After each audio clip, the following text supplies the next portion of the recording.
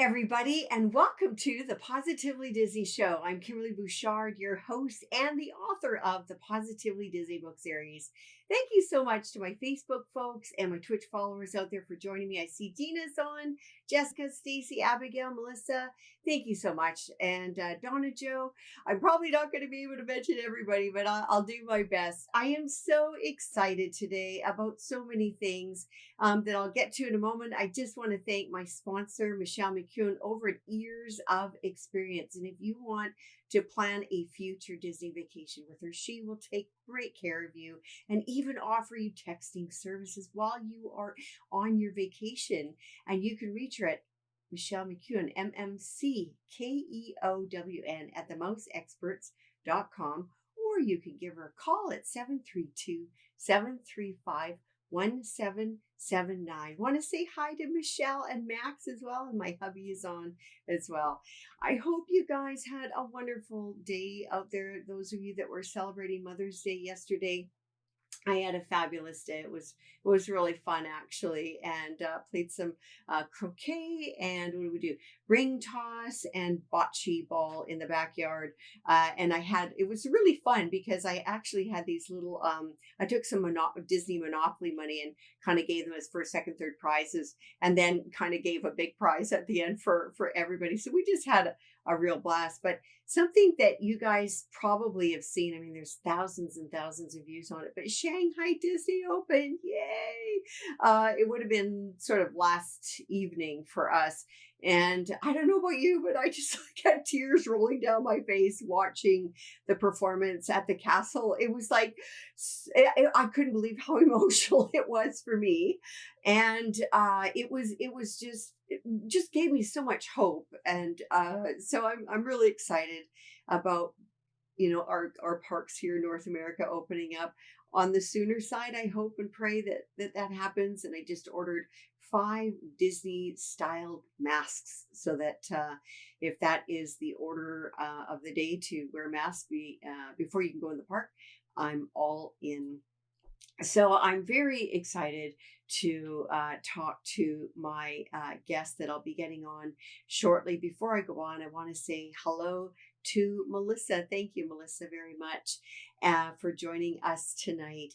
And you guys, as usual, whenever I have a guest on, you know that if you have any comment or any question for them, I will try my best to incorporate it into the interview.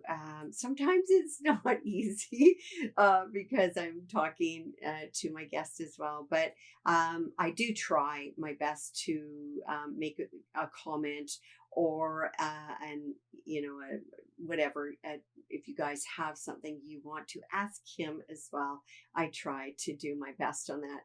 But anyways, I'm just curious to know if any of you guys have started planning a future Disney vacation. I'm actually hoping to get there in August sometime, and I know Florida in August is super humid, of course, super sunny, but that doesn't matter to me. I will keep cool whatever way I can and just be there in the moment. And I can bet anything that every single one of us, when we go through those gates for the first time, will probably lose it during the parade and whatnot. But something about the Shanghai Disney opening was interesting is the performers, of course, didn't wear masks, but the guests and the cast members did. And they had very interesting sections that you could stand as a family, squares marked off and such.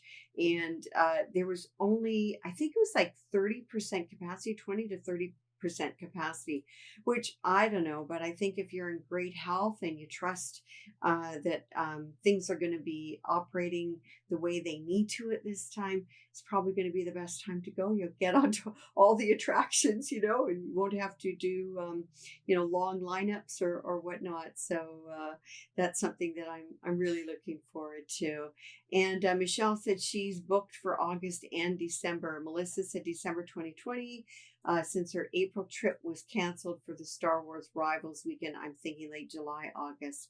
Yeah, I think, I've got to get on it and start booking. I want to book for August and early December as well. So I have either an extra time or backup time. Want to welcome Cindy and Shawneen, and my mom is actually watching. Hi, Mom. Happy belated Mother's Day. At any rate, guys, I really want to get Dan on the phone here. So we're going to just dial him up. I had actually met his dad, Lee, and had coffee with him a couple years ago at the local Starbucks near his home, and had a lovely conversation. And Lee is actually in book 4. His story and his family's story is in book 4, and really, really lovely family, a real Disney family. And so it's going to be really fun to get Dan on the line here. So we're just going to wait for a dial tone here and get him on here. And I hear the dial tone now. And let's see if we've got a good connection today. Hello, Hello? Dan? Yes. Oh, hey, welcome to the show. It's Kimberly Bouchard. How are you doing today? Good. How are you doing? Oh, I'm doing really well. Thanks, Dan, so much for joining us. And, I just wanted to share a couple of comments that of people that you have impacted that made some comments on the post that I did. One said, he's a really nice guy. I actually met him when he was VP at Hollywood Studios and helped push me in the right direction. And another comment was, a truly outstanding man. I was proud to call him my park vice president when he was at Magic Kingdom. And I just, Wow. Yeah, isn't it lovely to get feedback like that? Because, I'm sure you've heard a lot, but it's always wonderful to hear from, Absolutely. out in Facebook land that you had really impacted and influenced some of these people that are commenting on the post. And I think that it's only to be expected. I mean, if you're anything like your dad, it's very well Yeah, I had a merited. great role model. Yeah, wonderful Yeah. guy. So, Dan, what position did you hold when you left the Walt Disney Company? I was the vice president of the Magic Kingdom when I left. Oh, you were. Okay. I wasn't too Mhm. sure because you got around, a little bit in there. And, Yeah. for our listeners, like when did you start there? I mean, I know that you didn't start as a VP. So can you tell our listeners where you started and when you started? Yeah. My first job at Disney, I was a sophomore in college, Okay. and I went to Boston University, and I Mhm. went down on the Walt Disney World College program Oh, and okay. worked at the Contemporary Hotel at the front desk. Ah. And then 2 years later, after I graduated from college, I went back down and started my career. And that was 1991. And my first job was parking cars at Epcot. Oh, And that was the beginning of my career. oh my goodness. So you were the guy that if we were a guest driving to the Epcot park, you would be directing us? Would you be directing us? Yeah. Oh, I'd be gosh. directing you into your parking spot. And I had my yellow shorts on with my white and yellow striped shirt. Oh. And eventually, and then I learned how to drive the trams. Once I parked cars for a while, they teach you how to drive the trams. Okay. And that was my first job. And that's not an uncommon story. Many executives who work at Walt Disney World started on the front line. I think it's really, Okay. we really value that people, the management and the executives understand how important the guest experience is. And so most Yeah. people work their way up through the organization. That's neat. I was curious to know, was it hard to learn to drive the tram? Because that's pretty long, that vehicle. Yeah, it's not hard. You have a great training program. They tell you exactly how to do it. Mhm. The key to everything, I think, is just doing it the same way all the time, and Okay. don't lose focus. Okay. Yeah. I have a memory of the parking lot at Epcot. I think it was like 140 degrees. Well, not really, but it felt like that. And Mm-hmm. Felt like it. yeah, we had rented a car and came to realize that pretty much every car rental in the Orlando area is a 4-door silver sedan because we lost our car. That's right. We lost our car in that parking lot. I will never forget the 5 of us splitting up, and it took us 20 minutes to find our car. Yep. So I have a few. That's pretty good time, actually. That's a big parking lot. Well, it is, but we had the general vicinity, and I don't know what happened. I guess maybe just the heat got to us or something. We're pretty good usually about that, but there was also 5 of us that could split up, so we found it. In short order. But so you started so essentially you kind of started at the Contemporary Resort at the front in the college program, and then so Epcot, right. Parking, tram, and where did you end up? And then from there, I left on January 1st, 1992. So that was 6 months I was there. Okay. And I went to France. Oh. And I was a management trainee. And I worked in the parking lot because that's what I knew. Okay. So I opened the parking lot in France as a management trainee, and I was only supposed to be there for a year and a half. Okay. And I met this girl in Florida that I started dating, and she went to open Disneyland Paris, and we moved in together, and about 2 months before my visa expired, we decided to get married. We had a 5-week engagement, and we got married in France, and I got my green card to be able to stay there. And we stayed over there for 5 years. Oh, my goodness. You met her. Now, was she from Paris then? Well, she's from Lyon, down south of France. Okay. And she's actually the one in the whole family that worked at Disney first. She was at Walt Disney World in 1987, and she worked on in Epcot on the fellowship program. She was one of the representatives for the French Pavilion. Oh. And she grew up in France, and she moved to London when she was 16 years old and worked there for a year and a half as an au pair. She took care of 2 little kids. Okay. She learned to speak English.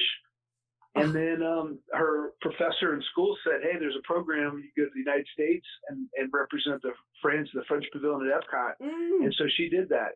And she went and worked there for a year. And then when she went back to France and worked at a bank, and they gave her a call and said, hey, we're opening Euro Disney. Are you interested? And so she came down. So we met in Florida doing our laundry one day. Oh. And that day turned into dating, and then it turned into us, and we just celebrated our 27th wedding anniversary. Congratulations. We're just celebrating our 27th in August as well. Isn't that fun? Oh, and of course you know how to speak French. So we lived in France for 5. Yeah, I mean, when she helped me practice speaking French, and when we got to France, I got a lot of practice. Yeah, living there. Yeah, you have to figure it out. Yeah, exactly. And we got married and stayed there for 5 years, and I had 5 different jobs while I was over there. Oh, and our son was born there. Oh my goodness! And then we moved back to Florida in 1997. Okay. And spent the next 22 years working at Walt Disney World. Oh, that's incredible. I want to get to the 5 other jobs in a second, but actually, I'm married to a French Canadian, and I helped him with his English, and he helped me with my French. And I actually lived in Quebec, which is the French, I'm Canadian, and that is the French province of Canada, where they, at that time, you had to speak French. You could not get along in your English. And so I thought to myself, well, I'd rather them understand my bad French than my not understand my perfect English, but that's so fun. Oh my goodness. So that's really neat that you're married to I guess a Parisian, and I've married a Quebecois. Gosh, so 5 other jobs. So how many different jobs did you do with Disney, actually? 19. 19. Holy cow.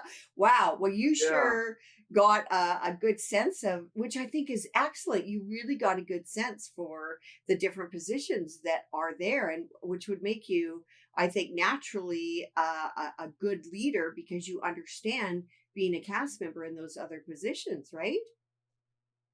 I'll tell you, that's a big part of it. It's I'm a big and my dad also he talks about this a lot, the importance of experience and exposure in life. Yeah. And getting as many diverse experiences as you can, being open-minded, being curious, putting yourself in situations where you can learn new things. Mm-hmm. Because when you're 23 years old, it's not easy to go to another country and learn a new language because as adults, we're supposed to not make mistakes. I know. So you really have to change your mindset to open your mind up. And so not only I think that it helped me with my career and built up all those experiences, but it just made it a lot more interesting. You meet a lot of really interesting people. You learn so much because you're almost always a novice. You're always starting to learn something new. And by the time you start to figure it out, you go to the next job. Yeah. And that over time, the power of that experience builds up and it builds up. Right. And eventually you're sort of qualified for bigger jobs because you've had a lot of exposure to other jobs. Exactly. And I think that as you move through different jobs, the starting new again, I think your confidence continues to grow. You know what I mean? Like, because you know that you've been in that position of starting something new so many times. I would think that naturally you would just be like, yeah, okay, bring it on. I've started before. I started, and I love that. Gosh. So and the good thing about it too is you can't rely on expertise because usually the people working for you have much more experience than you do in whatever that job is. So you really start to learn. Your job isn't the expertise of the job, it's creating the right environment for everyone to work in. And that really, that kind of, it forces you to let go of details because the people working for you have done this for years and you're never going to know more than they do. Exactly. And what's wonderful is that how do you learn? You learn the most from people that are better than you are. And right? That's right. Yeah. That's and so what awesome opportunities to have that, to be in that position to learn from the best. And I always thought that, in a company, you're going to want to hire people that are better than you because that makes for, you know what I mean? Like you don't have an ego that trip, you need to recognize people. There's always going to be somebody that knows more than you in whatever thing, right? Oh gosh. Yeah, you have to learn to be grounded. Yeah. And you have to, to your point, you have to let your ego go because you are, and especially at Disney, you are participating in helping the place run. Right. No one person there makes it happen. Right. It is such a team effort. Right. And you have to pull in everybody's talents along the way. Yeah. And if you want to be in the limelight all the time and be the superstar, Disney's not the place to work because that's not how we operate. Exactly. It's all about the team. Yeah. Yeah. No, I love that. And I think you're the strongest, team as your weakest link, kind of, I believe that, very much. So Dan, what are some of the other jobs that you did at, I call it Disneyland Paris. I've been to Disneyland Paris actually, but, what are some of the I saw that on your website. Yeah. Oh, did you? Oh, okay. yeah. Oh, yeah. That was fun. I did the parking for a year. Okay. And then eventually I went to ticketing. So I was at the main entrance where we sell all the tickets. Okay. And back then we didn't have the euro. All the currencies were different. You had the German marks and the French francs, the Italian lira. Oh, yeah. And so we had to have a computer system where you could accept any currency, and so every day we had to go download all the exchange rates, and then the computer would calculate, and you'd give change in French francs. So it was complicated. Oh my gosh! But I did that for a year, and then eventually, my French had gotten good enough that they would let me go to guest relations, and so I worked in guest relations for a year. Because I started thinking the ticket one. So I was thinking, like the ticket one, your French would have to be fairly good already by the time you. Well, yeah, you keep improving it. But we got to a point they said, okay, now people can yell at you and complain. And you'll understand. We're going to let you go there for a while. At least their body language, right? Yeah. So Oh, I went to guest relations for a year okay. and learned a ton there about guest service and that kind of thing. Mm. And then I went to human resources for a year. I went offline, out of operations, and Oh, I worked in a department that was working on helping improve customer service at Disneyland Paris. I was on a small team, okay. and that was a great experience because I learned a lot. And the biggest thing I learned was I didn't want to be in a support role. I wanted to be in an operations role. And so Oh, I think okay. sometimes even the jobs short term that are not the right fit for you, Mm-hmm. they are great learning experiences Right. because they make you realize what you don't want to do. Right. So after that, I decided, okay, what haven't I done yet? And Mm. it was between merchandise and food and beverage. I hadn't done those, and food Mm. and beverage is a pretty important and complicated business. Yes. So I went into food and beverage, and I was a frontline manager on Main Street in food and beverage for a year. Mm. So there we call it Northeast Block. It's the ice cream shop and the deli that's on Main Street. And Right. so I worked food and beverage and learned about the complexity and food sanitation Wow. and all that kind of stuff. Yeah. And then that brought us to the end of 1996. And Okay. Valerie and I decided that we wanted to make a change and go do something else. Mm-hmm. And so I went to Walt Disney World and interviewed, and there's a lot going on there. Mm. And I got hired as the operations manager at Epcot of the American Adventure and the Japanese pavilions at Epcot. Oh, wonderful. Gosh. That's now I'm trying to And think, so, like, these are so many tools that you're putting in your toolkit. Like, I'm just thinking what you just said, like, even though it wasn't, certain positions weren't jobs you might have wanted to do or like to do, just doing them just added more tools to your whole kit. yeah, Wow. yep. Nice. Absolutely. Yeah, I think people's life and their career. I compare it a lot of times to a puzzle. You Mm. have a big puzzle, and your puzzle doesn't look like anyone else's puzzle. And every time you do something different, when you travel to a different country, Mm-hmm. you learn something new. You learn a different language. Where you grew up, you put a different puzzle piece in your puzzle. And so the Mm. more experiences you get, you keep building that. And one of the reasons I was able to get that job as an operations manager was Mm-hmm. because I had decided to work in parking and food and beverage and guest Mm. relations. So I built up a lot of experiences over time. Okay. And that was a great job because, a lot of the pavilions at Epcot are not even run by Disney, right? Right. They're run Yeah. by outside operating participants. Yes. So the Japanese pavilion is run by the Mitsukoshi company. Okay. Mitsukoshi, I mean, they had a department store in Tokyo in like the 1400s. Oh I my mean, gosh, they're an old seriously? company. Oh, I didn't know there were department And so, stores at that time. yeah, and Wow. they really did a great job there. And so I got Oh, to, work with the general manager there and learn the cultural differences as we worked yeah, through different things. sure. And then eventually, about a year after that, I took on the German and Italian pavilions in addition to Oh, those. So those are great jobs because yeah. you got to run the food and beverage, the merchandise, the custodial teams, Wow. the attractions, and the shows.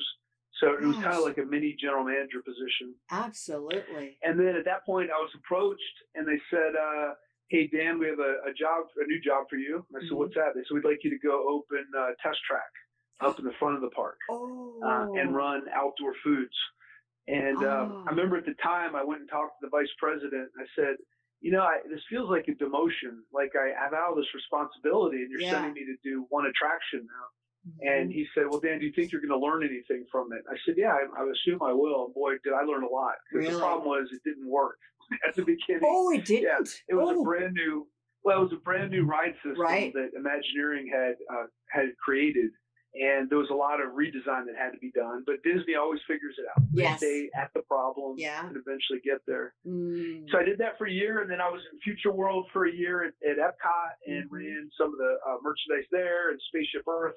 Mm. And then at that point, I decided, you know what? I'm going to. There's a couple things I need to do here. One is I need to go do something different outside of Epcot, and Okay. secondly, I want to go back to school and Oh, get okay. a.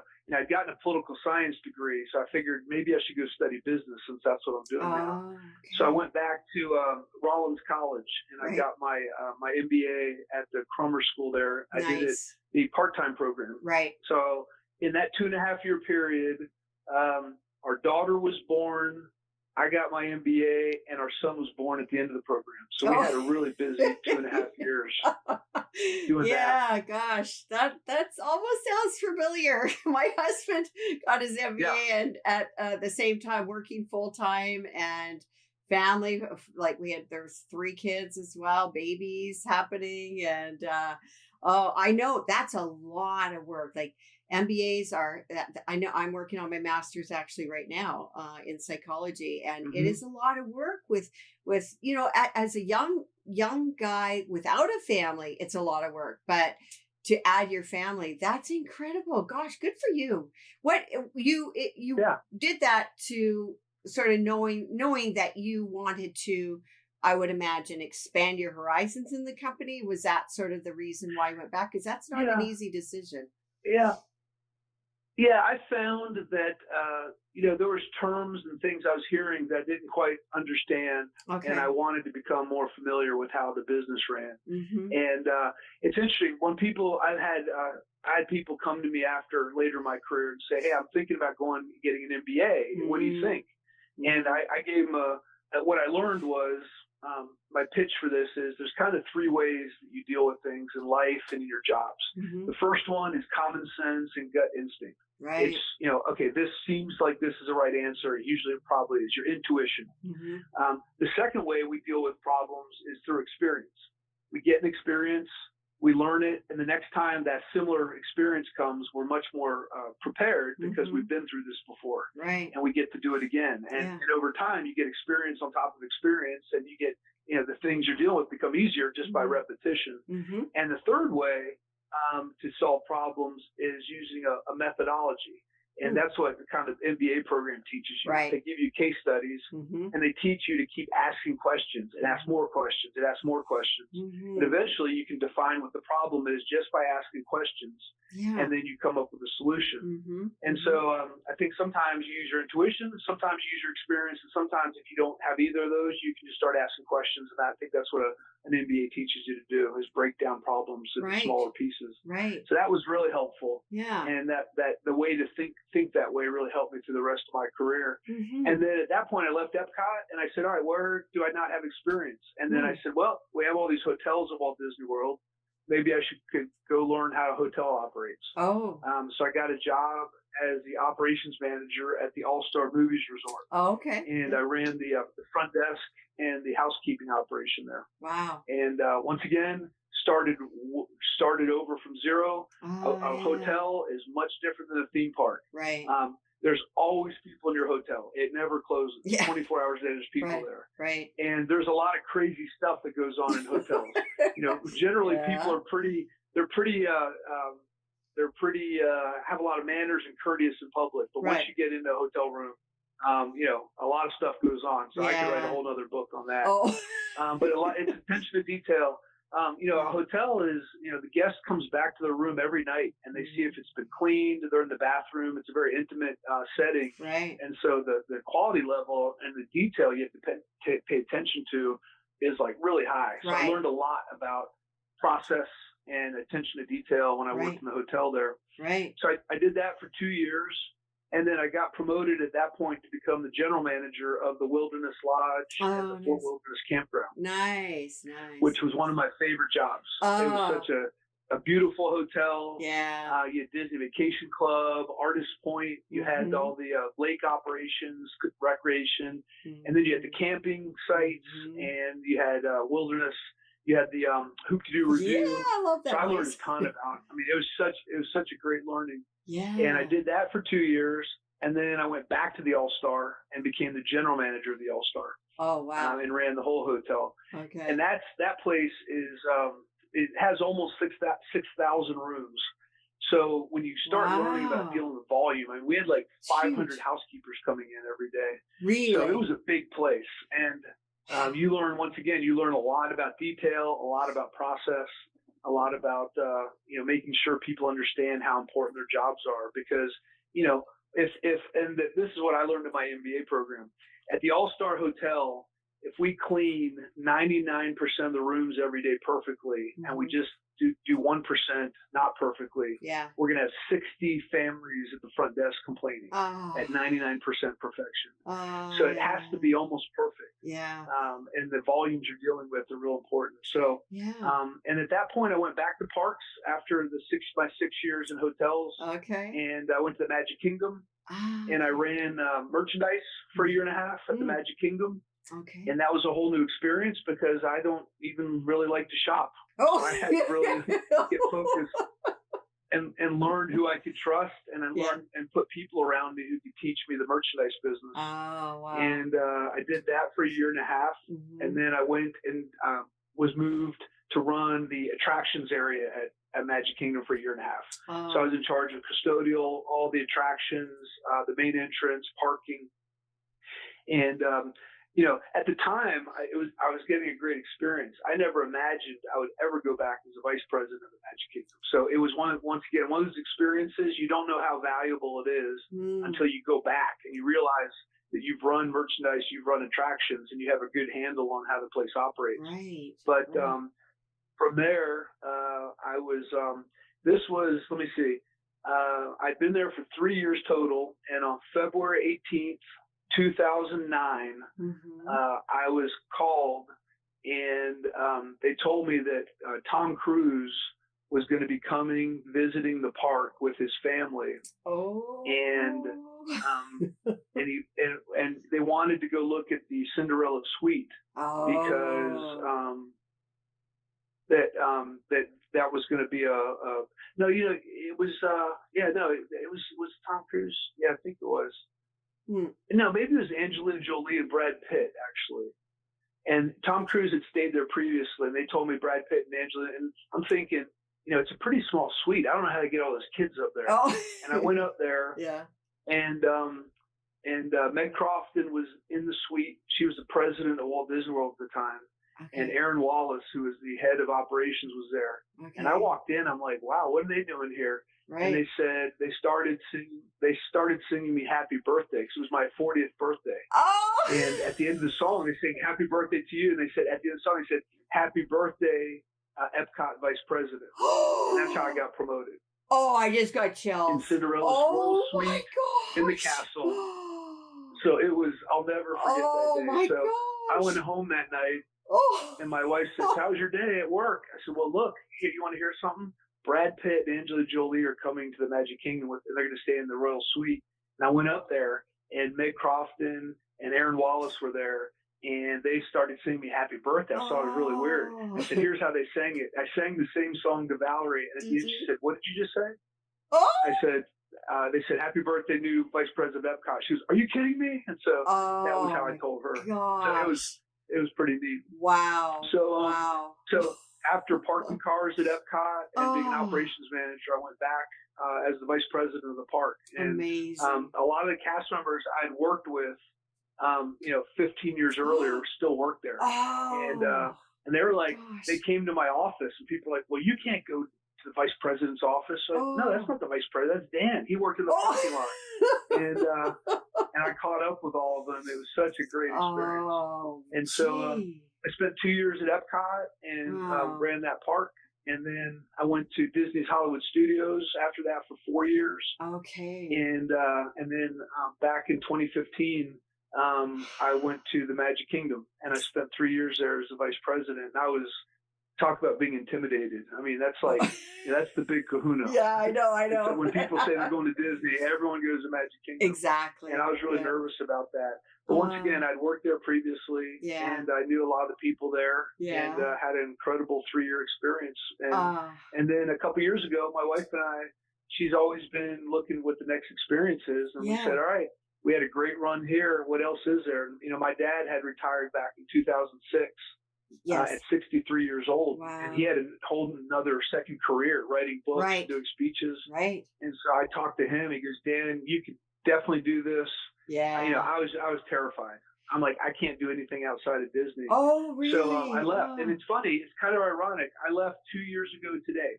For goodness sake, seriously. 2018. Isn't that a riot? Well, you know what, Dan? our family did the Keys to the Kingdom tour while you were there at Magic Kingdom. And I'll never forget. I mean, I didn't know you. I don't think I knew your dad at that time. I sort of knew him on the horizon. But anyways, what struck me is there was a sign and it said that, to cast members, if you need to talk to me about anything, please call me. And you gave them your phone number. And I thought that just really struck me. I mean, in all my Disney experiences over the years, that is one of the things that really stood out for me. And I want to know, what is it that inspired you to offer that? Because I have, quite frankly, never seen that before. And I'm just curious to know. I think that was quite amazing, actually. Sure. Well, I'll tell you, that's a common practice at Walt Disney World. Most executives have that process in place. Yeah, it's really important. So there's a couple things. I think one is it's a good business practice, because when you become so big as Walt Disney World is, there's a lot of bureaucracy that forms also. And sometimes someone has something to say and no one's listening to them. And my goal wasn't to say, if you have any problem, call me and I'll fix everything for you. Because, we have a big, great management team there. Right. But I know that there's times when people aren't being listened to. They really feel like they have something to say. And for whatever reason, they don't know who to call, or they don't feel comfortable talking to, whoever it's going to be. And so I had to be sure that people knew that they had a direct line to me. Nice. And, some people took advantage of it and they called me for everything. And I usually told them, well, look, you need to talk to your manager about this. And if they can't figure it out, call me back. But you need to do some work here. I can't magically fix all your problems, just because you can get in touch with me. So I had to train them also that I wasn't the get out of jail free card. I was someone there to help out. But I also had, I had the authority to make things happen quickly. And if I got a call from someone who said, hey, there's a safety issue, there's a chip tile in the sidewalk, and I've called 3 times and it hasn't been fixed in a week, and I'm afraid someone's going to trip and fall, I want to be able to cut through all that and get things taken care of. So that was one thing. Second thing is, it's just good business practice, because if we don't listen to our people, they're going to be listened to on Facebook, on Twitter, on Instagram, Channel 9 News. People will find out a way. And so I'd much rather be the person and have an opportunity to fix it. And then I think the third thing was, when you do that as an executive, you're role modeling that for your whole team. Oh, absolutely. So once your team starts seeing that you're available, all of a sudden they become more available, because they're like, well, Dan does it, we're going to do it. And the next level does it. And in fact, one of my superstar general managers there, Deb Hart is her name. She had a whole campaign with her team. She ran merchandise when I was the vice president there, and she reported to me. And she said, she put up posters in her areas, call Deb, not Dan. Oh, you have a problem? Don't call Dan, you call Deb. So her manager started saying, you know what? Don't call Deb, call me. So all of a sudden, people take on more responsibility, and they're listening more, and more stuff gets handled, and the cast members feel like they're being supported. And so it's just a good business practice. And you get calls, and the most important thing I told people is, if you're going to do that, you better return their calls. If you don't, it's better to not even listen at all. Right. You got to follow up. Absolutely. And, I think you had such a following, really. I mean, being around there already for years and years, I think that I think that you were in a position that you could assist others, but you had already, I think, garnered a lot of respect along the way from what I'm hearing and seeing, by the others that were with you when you weren't the VP, right? Yeah, and I would talk about those experiences. I remember vividly parking cars. I remember living at Vista Way on the college program. I remember being a frontline manager and running food and beverage. And I wanted people to know that I was empathetic and I respected what they were doing. And I had been there. And I knew how it was important for us as executives to support what they were doing, because we were all in this together. Right. If they do a great job, I get rewarded for it. And if I create a great environment for them to work in, they were rewarded. Exactly. So no one was more important than anyone else. We all had a different role to play. Yeah, no, I love it. Dan, what do you think was the best part of working for the company for you? Yeah, I mean, there were so many exciting projects, and I have all kinds of stories for the Millennium Project and all the things we did. But for me, by far, the people I met, I can't even I can't even imagine how much I learned there. The talent of the people and the passion of the people that work there, the quality of the people that work there. Every day was like, you come in and it's like, can I keep up with everyone today? Because everyone is so driven and so focused. And I grew up playing sports, and I found that when I played on teams where people were better than me, I played better. And I think that's what happens at Disney. People all lift each other up. And so, that idea of having had an opportunity to be helped by lots of people in my career, and then eventually getting to a position where I was in a position to help people in their careers and give them advice, and that helped them navigate. That was just a thrill for me to be able to pay all that back by the time, because when I got to the level that I could really have an impact on them. Nice. You sent me a picture that of course I posted it, and I was so surprised to see you dressed as an X-Wing fighter talking to Mark Hamill. Can you tell me how that all went down? Yeah, that was a highlight. That was fun. Oh, I bet. There's a gentleman named Rick Stafford. And he lives near us in College Park. We live near downtown Orlando. I know him. And he had a boot camp. Do you really? I do. He's a friend of mine. Yeah. Yeah. Well, he had a boot camp near us at Lake Ivanhoe. And a friend of mine at Disney said, hey, you should come out in the mornings and work out. So I'd go out there at 5:30 in the morning. And he'd have us running around, crawling through the sand, doing push-ups. And I got to become friends with him. And he was part of the X-Wing fighter group in Orlando. The 501st? And so, the 501st, exactly. Okay. So we got they were, he was part of there was the 501st. They were the small group, because the 501st is the dark side. Right, he was a small group of X-Wing fighters that were sort of adopted by them.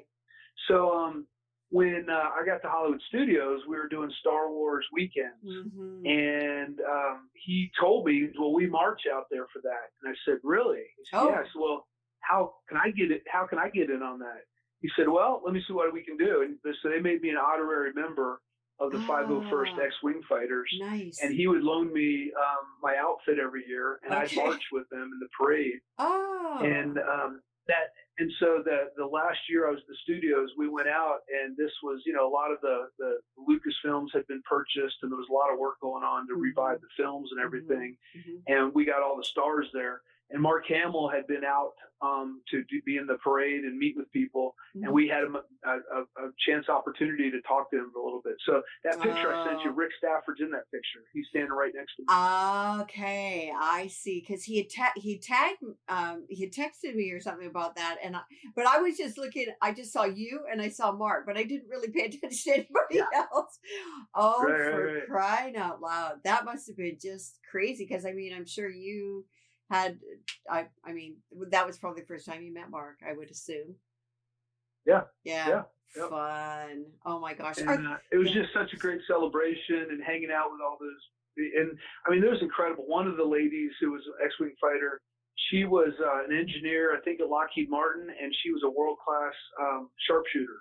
And so you meet these people, and they just have these incredible backgrounds and talents. And so that's where I thrive, just being with new people and meeting people, and just having fun. Oh, I love it. Do you have any other stories that you would like to share with us about, I don't know, a guest or a cast member or something that left a lasting impression on you?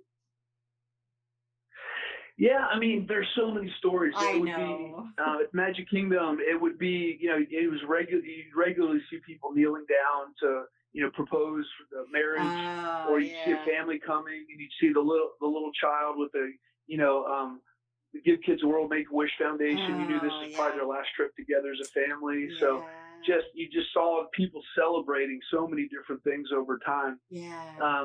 It was, I think, for me, just in the mornings, going out at park opening and just watching everyone and just remembering what it was like to come to Disney for the first time, and seeing the excitement on kids' faces. Because I can remember when I was little, that excitement when you were, Christmas morning or going to Disney, or just having that feeling again. And it's important not to forget that. And we always talked about that with the cast members. Just remember I know you were working yesterday. The guest has been saving for years. Yes. This may be the only time they get to come here, and we have to deliver this experience Yeah. to them. Yeah. No, and you know what? I also actually feel that way if I need a Disney fix, because I don't live near a park, but I go to the Disney store and I think to myself that, you know what, sometimes this is going to be the only magic of Disney these little ones might experience, because for most, Right. and I really, take a look and really can appreciate those parents trying to bring some of the magic that they can, right, into their kids' lives, right? Yep.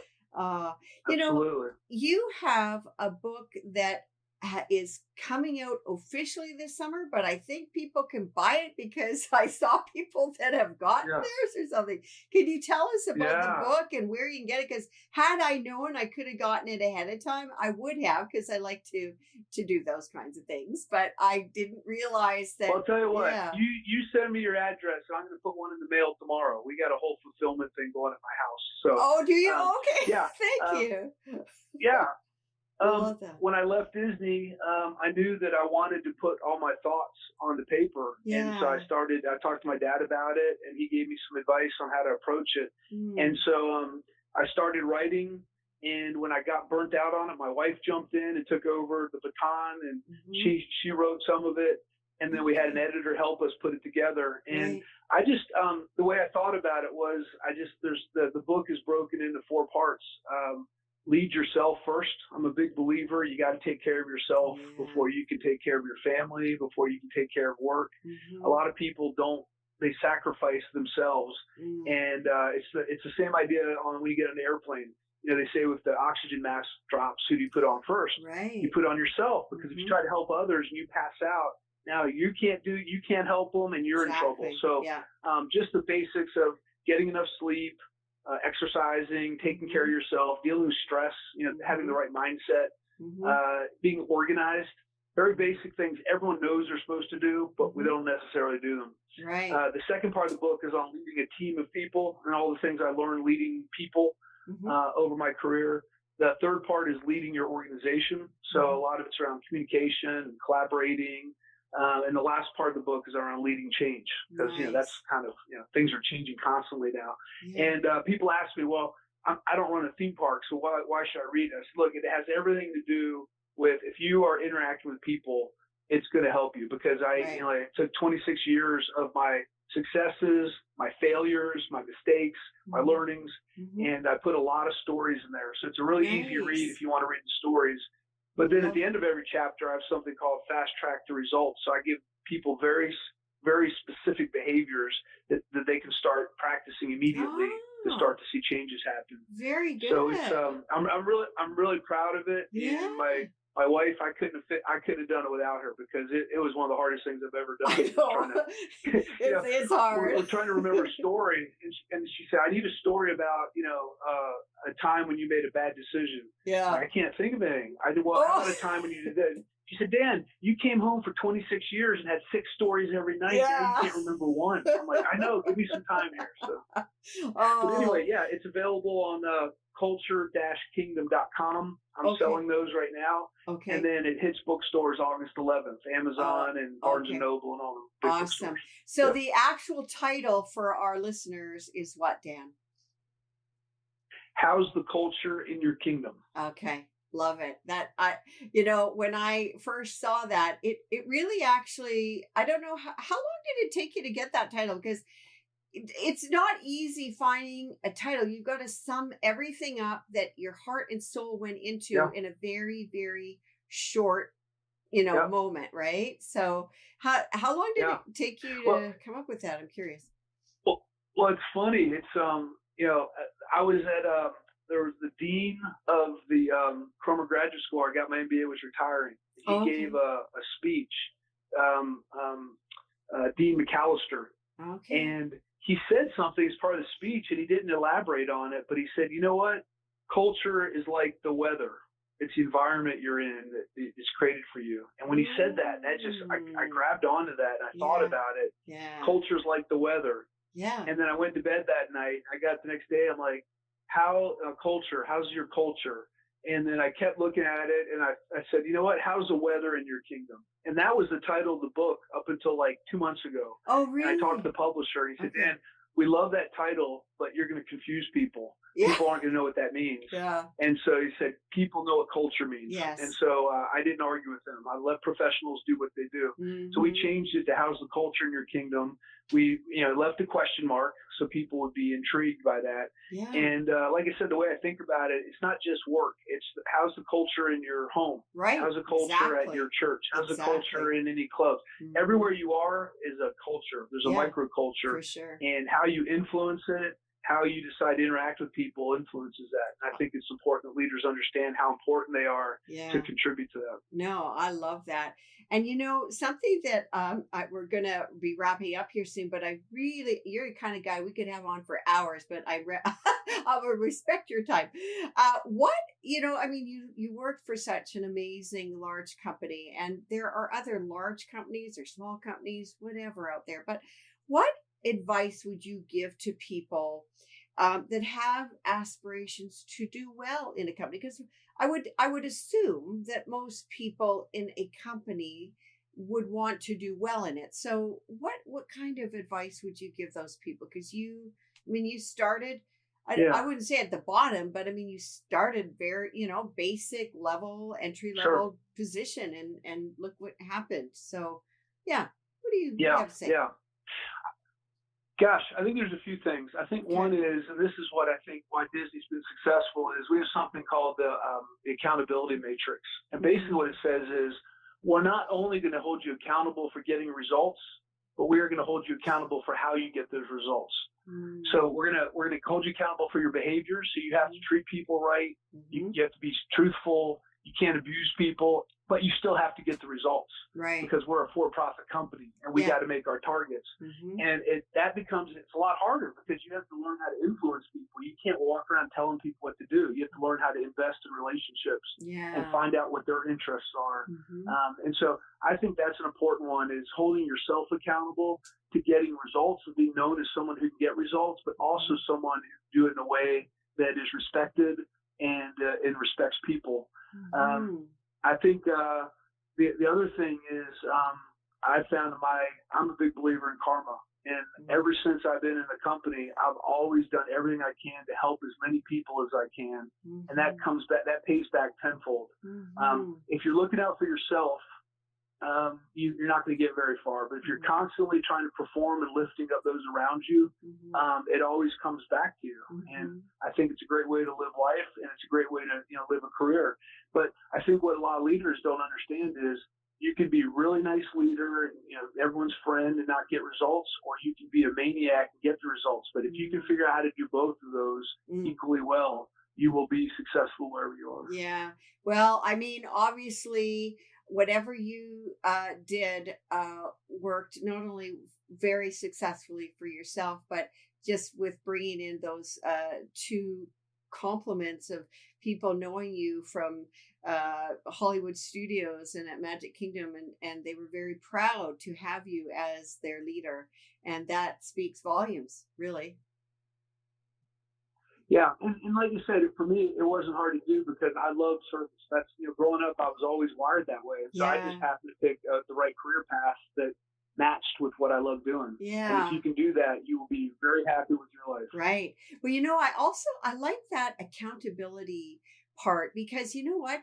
That's actually true for just even in your personal lives, like what you are saying, definitely fills, puts you in that container of at corporate, but it also expands into, right, your culture and your family, you're raising your kids. Exactly. Yeah, it's true. Yeah. Exactly. And the thing is the whole thing about modeling that you're saying, what you give, you're going to get back. And often, don't you find that when people give, they give not expecting, you have a certain expectation, I guess, as far as if you're somebody's boss or whatever, but I would assume that, you give as much as you can and do the best that you can, and then sort of see what happens, because it does come back to you, and people understand and recognize somebody's genuine concern and kindness for their well-being. I think that's just a great recipe to live, not just for, being a boss or, being a colleague or whatever, but I think it's a great recipe for living, truly. Yeah, I agree. It's you feel good about things when you're done, and when you get to that finish line and you're successful in whatever you decided you want to be and wanted to do. Yeah. If you can have done it the right way, it's you're kind of at peace with yourself. Yeah, exactly. Now, Dan, before I let you go, I know you said that you started doing speaking engagements. So if somebody on here is listening and wants to hire you in their company as a guest speaker, how would they go about doing that? Yeah, you just go to dancockerell.com. Okay. Valerie's working on a new website called cockerellconsulting.com, and we're building that right now. We want to expand it a little bit. But nice. dancockerell.com, it's got my contact information, it's got my cell phone number. Valerie and I do leadership workshops virtually and in person together. I do keynote speeches. We do customized webinars. Okay. We got our fingers in everything. I got a podcast called Come Rain or Shine. Oh, yes, right. I've done about 100 episodes. Awesome. And that's kind of a reference back to that weather reference. Right. And it's kind of like, as a leader, come rain or shine, you got to show up every day and be there for your people. Yeah. And so we talk about all kinds of stuff. But dancockerell.com has everything we do. Okay, that's so awesome. You know what? Actually, on June 8th, I'm celebrating my 100th podcast as well. And I'm super excited. Congratulations. Thank you. Well, the average podcast goes 7 episodes before people run out of things to talk about. Oh, really? So, oh, my gosh. Oh, well, thank you. Because it's, I mean, I love people and I love talking, but I love to have guests on because it makes the world that's what makes the world go round, all the different people you can have on. Oh, that's so wonderful. Dan, thank you so much. I always think I always have this idea before I have a guest on of, what we're going to talk about and how it's going to go. But, it never fails. That's just the tip of the iceberg in my mind. But what happens is the whole iceberg and then some, so thank you so much for coming on. Well, you position yourself in a way you love talking to people, and this is what you're doing. That's why it goes well, because this is something you're good at and you love doing. That's, once again, great example. Oh, thank you so much. Well, I will definitely be checking out your book. I'll send you my address later on this evening, but thank you so much for your time. You're a busy guy. I know you are. And I hope to say hello to you and your wife, or bonjour, I should say, to you and your wife someday. There you go. I'll pass that on. So okay. All right. Yeah. Well, listen, take care and all the best to you. You're welcome. Have a good night. Bye-bye. Take care. Bye. Oh, you guys, I'm so happy to have had Dan on, and I hope you guys have learned something from this. Matthew, hi there, Matthew. He is definitely, yes, he is awesome, and I know he motivated you and so many other people. It's so incredible. And some of you guys that joined a little bit later, this will be up. We've recorded it. It'll be up within probably about 10 or 15 minutes, so you can catch the whole thing. And honestly, Dan is so inspiring, and not only as a corporate leader, but as a guy, a man, a husband. And really, these words and these stories and the inspirational things that he shared with us is so good for all of us. And I'm so grateful that he could spend just a little bit of time with us tonight. I just want to thank you again so much for all of you guys watching, listening out there. It was my pleasure really to be with you all tonight. And until next week, please be safe, stay well, and we'll see you real soon. Take care. Good night.